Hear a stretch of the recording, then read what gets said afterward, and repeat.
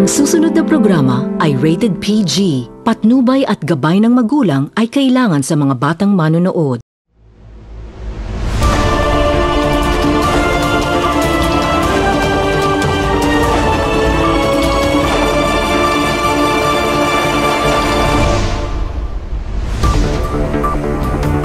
Oroqueta City, Misamis Occidental, maayong adlaw. Ako si Joan, sa Rigumba, Antasuda, alang sa Community Update.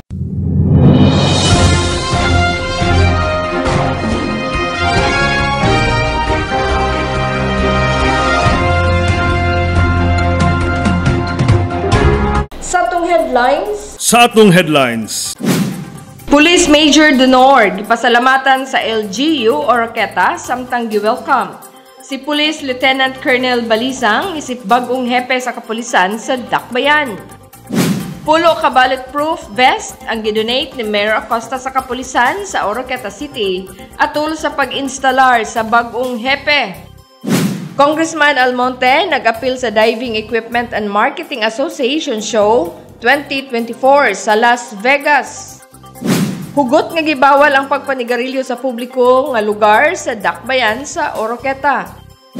Governor Waminal nagpatawag og meeting sa tanang mayor para sa Pamaskong Handog 2024.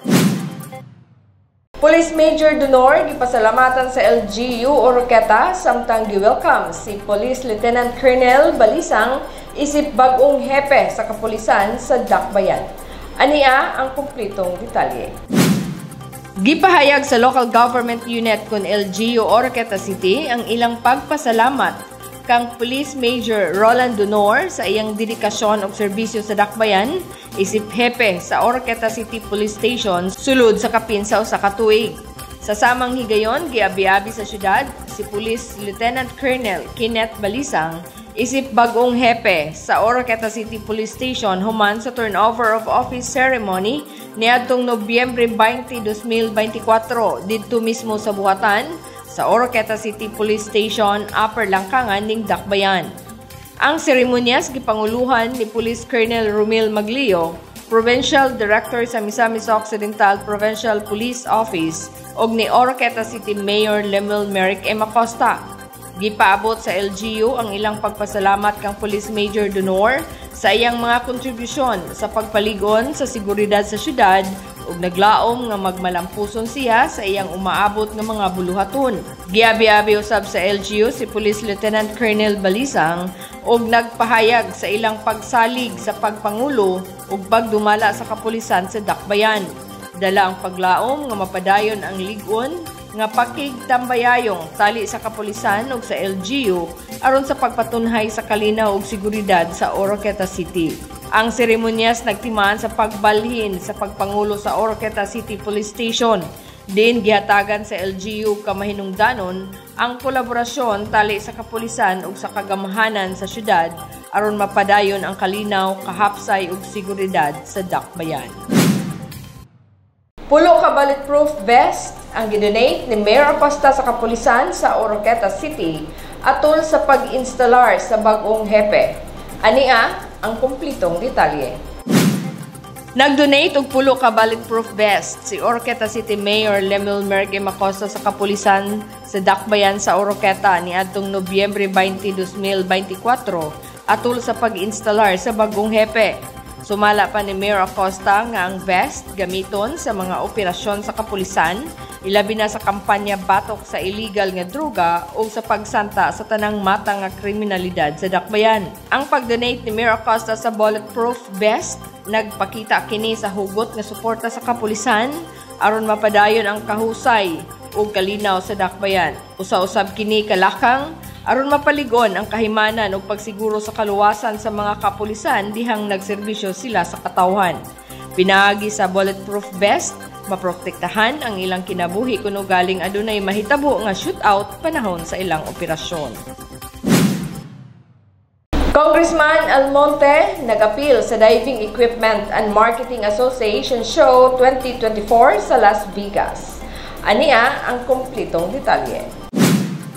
Tungod sa dakong kagustuhan nga mapaligon ug mapalambo ang turismo sa probinsya, nag-apil si 1st District Congressman Jason P. Almonte sa Tourism Promotion Board sa Diving Equipment and Marketing Association Show 2024 nga gipahigayon sa Las Vegas Convention Center sa Las Vegas, Nevada niadtong Nobyembre 19, 2024. Sumala pa ni Congressman Almonte nga pinaagi sa iyang pagtambong sa nahisgutang activity, mahatagan og oportunidad nga mas mapalambo pa ang turismo sa water sports, diving, aquamarine preservation ug environmental sustainability awareness dinhi sa atong nasod ug syempre dili maulahi ang atong probinsya ilabi na nga ang Misamis Occidental adunay kapasidad ang mga kadagatan nga angayan ikapasigarbo. Ang pagtambong sa kalihukan naghatag og oportunidad kang Congressman Almonte nga makapadayag sa mga potential sa Misamis Occidental isip usa ka destinasyon sa diving ug water sports. Mahimo kini nga makatabang sa pagdani og dugang mga turista ug sa pagpalambo sa ekonomiya sa probinsya. Ang probinsya naglaom nga ang pag-apil sa maong kalihukan magdala og dugang nga mga oportunidad ug pagpamuhunan ug pag-uswag sa turismo sa probinsya. Makatabang sa paghatag og dugang oportunidad sa trabaho aron mapalambo usab ang kinabuhi sa Misamis North. Hugot kay gibawal ang pagpanigarilyo sa publiko nga lugar sa Dakbayan sa Oroqueta. Ania ang kumplitong detalye. Hugot nga gidili na ang pagpanigarilyo lakip na ang paggamit sa vape o electronic cigarette sa tanang publiko nga lugar sa Dakbayan sa Oroqueta. Kini human na aprubahan ang probisyon sa kanhing City Ordinance number 968-2024. Matod pa ni Archie Ahias, hepe sa Special Operations and Concerns Division kun SOCD, nga wala na gihatag nga smoking area sa publiko nga lugar. Sa daan nga ordinansa adunay gidesignate nga smoking area, apan karon wala na. Hugot na nga gidili ang pagpanigarilyo bisan sa mga establishmento ug sa government property. Kung sa una dunay designated nga smoking area like panalitan ang usa ka establishment, ang hotel, no, or ang restaurant for example, or unsa ba nga establishment nagbutang sila sa una o kanang smoking area karon wala na gyud na allowed na pabutangan og smoking area. Okay. So kini nga ordinansa mahitabo nga complete banning of smoking or vaping sa pampubliko nga lugar. Klaro nga gipasabot ni Ahias nga ang publiko nga lugar mao kadtong mga lugar nga adunay daghang tawo nga makasulod ug makalagawas sa area o maka-engage sa bisan unsang buluhaton sa lugar. Ang pribadong lugar lamang sama sa inyong kaugalingon nga panimalay ang mahimong matugutan sa pagpanigarilyo paggamit sa electronic cigarette. Padayon ang information campaign sa mga establishmento bahin sa kausaban sa probisyon sa kanhing City Ordinance. Gipahibalo sab nga adunay ipahamtang nga penalty sa mga establishmento nga magbutang og smoking area sa ilang lugar. Adunay penalty sa bisan kinsa nga masakpan nga manigarilyo sa publiko nga lugar. First offense, 500 pesos o 4 ka oras nga community service. Second offense, 1,000 pesos o 8 ka oras nga community service. Third offense, 2,000 pesos o 16 ka oras nga community service. Fourth offense, 5,000 pesos. Samtang sa mga establishmento, first offense, 1,000 og i-reprimand. Second offense, 3,000 pesos and warning of revocation of business permit. Third offense, 5,000 pesos, revocation of business permit. Amo ang ginauhag ang mga establishment nga magbutang og mga no smoking sign kay based sa ordinance bawal gi-require pod no nga magbutang sila. Lakip usab nga napatik sa ordinansa mao ang hugot nga gibawal nga pagbaligya sa peke nga mga sigarilyo sa mga establishmento. Nga gitugutan nga makabaligya og sigarilyo nga layo sa mga tulunghaan ug ospital. Gidili usab ang pagsugo sa mga minors sa pagpalit sa sigarilyo o sa pagpanigarilyo ug ang pagbutang sa mga advertisement sa sigarilyo sa gawas sa tindahan. Ang bagong ordinansa nagtumong sa pagpanalipod sa kahimsog sa mga tao sa Oroqueta City ug sa paghimo sa syudad nga mas limpyo ug mas maayo nga lugar nga puy-an.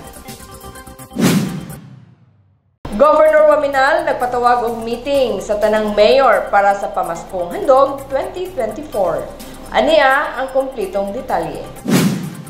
Walay gipiling adlaw sa pagserbisyo ni Governor Henry Waminal alang sa mga misamisnon.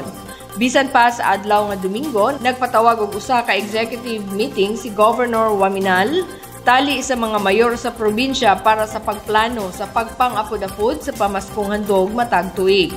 Ang Pamaskong Handog usa ka tradisyon sa Misamis Occidental ug maoy gikahinaman sa misamisnon matag tuig sa pagsingabot sa Kapaskuhan.